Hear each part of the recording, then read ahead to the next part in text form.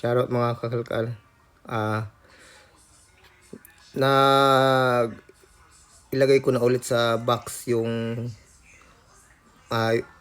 para sa mananalo ng balikbayan box. So, ito, tingnan nyo. Ayan siya. Punong-puno ito. Halos hindi ko masarado. May mga stuffed toy. Medyo may mancha yung stuffed toy pero nalalabahan to eh.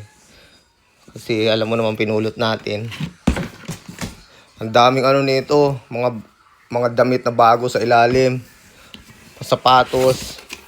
Brand new sapatos. Binili ng kaibigan ko pang bundok. Sinama ko na dyan. May pang mga dishwasher, panghugas sa ilalim. Chocolate, nandito na.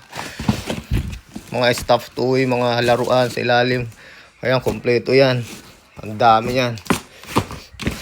So, punong-puno talaga yan. So, alam nyo na ang gagawin natin. Kung sinong mananalo nito, siya ang paradalahan natin. Okay, good luck. Sana hindi kayo ma-disqualified. Sabi ko sa inyo, 1 linggo lang itong hintayan. Kaya araw-araw ang share natin. Alright.